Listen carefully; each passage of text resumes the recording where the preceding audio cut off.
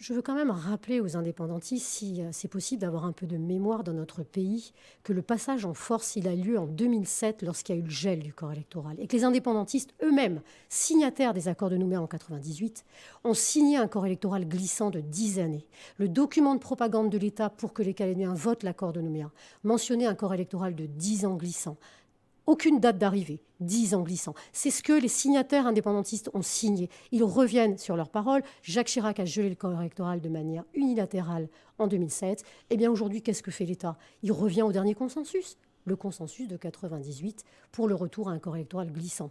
Donc ça, c'est fondamental de le dire, qu'on ne nous fasse pas croire que là, on a quelque chose d'unilatéral, l'unilatéralité. Et ce qui aurait pu justifier que nous nous retirions, nous désengagions de cet accord de Nouméa, c'est quand en 2007, il y a eu le gel du corps électoral.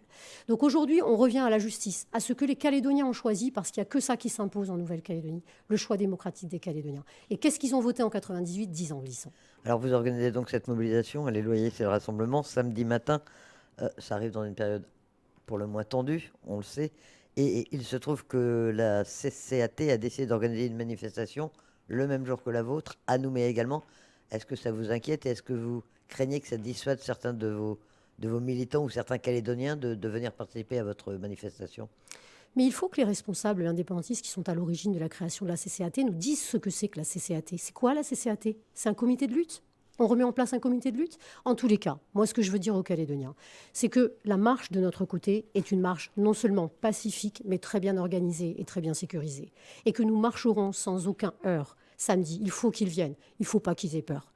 Tout est prévu pour que les choses se passent dans les meilleures conditions possibles. Et encore une fois, je le disais au début de l'interview, il ne faut pas de notre côté que nous nous empêchions d'exprimer notre voix, parce que c'est la fin de la démocratie. C'est la fin de l'expression d'une voix qui souhaite que la Calédonie reste française, qui souhaite que la démocratie vive ici, qui souhaite qu'on développe ce territoire et qu'on sauve nos emplois, notamment en matière de mines et de métallurgie. C'est tout ça. Donc, il faut venir samedi. Et je regrette effectivement que en tout cas, la CAT semble caler ses actions sur ce que nous avions envisagé.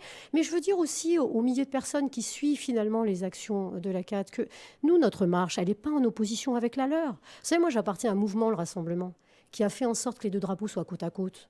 Donc ces deux drapeaux ne doivent pas s'opposer, ils doivent être rassemblés en vrai. Ils doivent être rassemblés. Donc, nous ne sommes pas une marche de violence, nous sommes une marche de la diversité calédonienne, de ceux qui par 3 fois ont choisi que ce pays reste français et qui souhaitent que leur choix soit respecté aussi.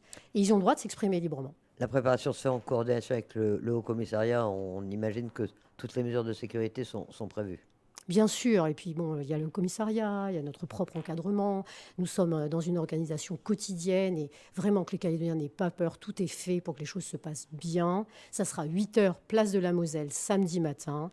L'itinéraire ne sera pas connu avant la dernière minute puisque certains se calent manifestement au fur et à mesure sur notre itinéraire. Il sera donc connu au dernier moment. Et donc c'est une marche avec rendez-vous à 8 heures, Place de la Moselle, place de la Moselle, samedi matin. en bleu, blanc, rouge, pour ceux qui le souhaitent. Autre sujet sur lequel on souhaitait vous entendre, Virginie Ruffnac, c'est bien sûr la question du nickel, du pacte nickel. Notamment, hier, le groupe UCF-LNKS a demandé la création d'une commission spéciale sur la filière nickel lors d'une commission plénière. Vous y assistez, hein, même si c'est à huis clos. Qu'est-ce que vous pouvez nous en dire? Vous vous êtes opposé, vous, à cette commission spéciale. Pourquoi? Alors d'abord deux choses. En matière de nickel, vous le savez, il y a urgence, il y a péril en la demeure. Nos 3 usines sont au plus mal et on a déjà une entreprise au nord qui indique qu'il y aura fermeture dans quelques mois si pas de repreneur. Donc c'est dramatique. Ça veut dire que nous avons en Nouvelle-Calédonie la compétence nickel et là il faut nous en saisir de cette compétence très rapidement pour être extrêmement réactif et trouver les solutions pour sauver l'emploi des Calédoniens parce que c'est bien ça dont il s'agit. Qu'est-ce qu'on nous propose?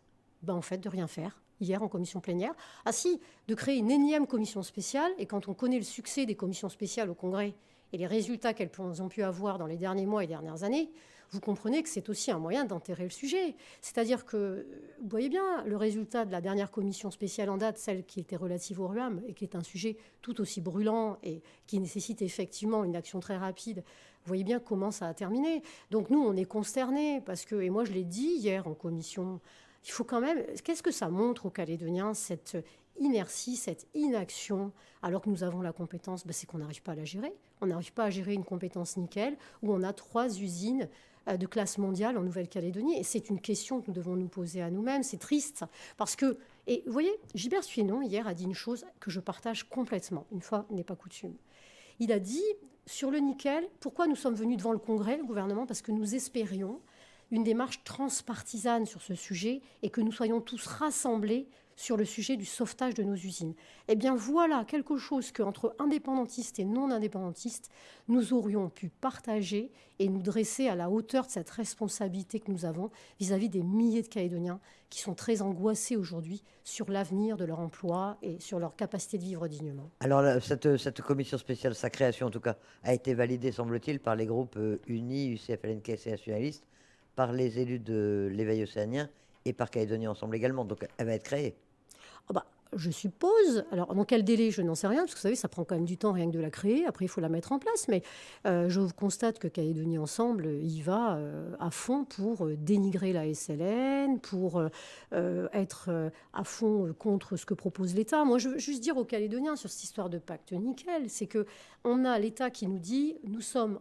L'État, d'accord, si le pacte est signé, pour mettre sur la table des fonds considérables visant à créer un outil de production électrique dont les industriels ont absolument besoin si nous voulons le sauvetage de nos usines. Comment dire non ? Quel pays, quels élus de quel pays disent non à cela ? Ben nous, en Calédonie. Alors pas nous, parce que nous, on est pour, mais une partie des élus qui sont, et je le dis, artificiellement majoritaires, puisque c'est la surreprésentation du Nord et des îles qui donne une majorité indépendantiste dans les institutions et notamment au Congrès, alors que la majorité des Calédoniens est non indépendantiste. Au point où on en est, le gouvernement apparemment n'avait pas à l'ordre du jour le pacte nickel. Ça veut dire qu'il ne va pas être signé ou il va être reporté à on ne sait quelle date? Mais nous sommes dans le flou absolu. Nous sommes dans le flou absolu. Nous, ce que nous avons dit encore hier, c'est que le gouvernement n'avait quand même pas besoin de solliciter l'habilitation du Congrès pour signer le pacte. Et on a dit aux membres du gouvernement présents eh bien, qu'ils, eux, décident. Le gouvernement est une institution, le Congrès en est une autre, qui décide de le signer, puisque c'est la signature de président du gouvernement qui est engagée. Qu'est-ce qu'on fait? C'est quoi le plan B maintenant? Alors quand on ne signe pas une commission spéciale qui va prendre combien de mois? Mais les usines vont toutes fermer les unes après les autres. Et puis on le voit bien sur la SLN avec la position du président de la province Nord hier. Tout est fait pour que certaines ferment. Enfin, je ne comprends pas bien l'attitude et cette espèce de, de caractère très mortifère qui anime certains élus en la matière. Le groupe UCF, LNKS et Nationaliste qui a également déposé un autre projet de résolution qui la concerne la loi constitutionnelle. Oui, ce matin, et donc, il y avait une commission qui traitait d'une proposition des indépendantistes, UNI et UC, demandant le retrait de la loi constitutionnelle, rien que ça, sur le dégel du corps électoral, rien que ça, le retrait de la loi constitutionnelle. C'est une provocation. C'est une provocation parce que ce sujet, il est fondamental. Il contient le dégel aujourd'hui qui a été très longuement débattu par le ministre de l'Intérieur et des Outre-mer, Gérald Darmanin, lors de toutes les réunions qu'on a faites depuis quasiment une année entière, voire davantage. Et vous voyez bien, vous avez une majorité, indépendantiste, éveil océanien, peut-être, je ne sais pas, peut-être même Calédonie Ensemble. Ils vont aller demander à l'État de retirer la révision constitutionnelle. Encore une fois, cette majorité due à la surreprésentation au Congrès du Nord et des îles et d'une majorité indépendantiste aujourd'hui, bien, vous voyez, elle pèse tout son poids dans la situation dans laquelle on est. Et c'est la raison pour laquelle samedi, il faut se mobiliser. Parce que la vraie démocratie, la vraie expression démocratique, elle est aussi là, dans la rue. Et j'espère que des milliers de Calédoniens se déplaceront pour exprimer leur voix sur ce sujet. Merci Merci de votre invitation.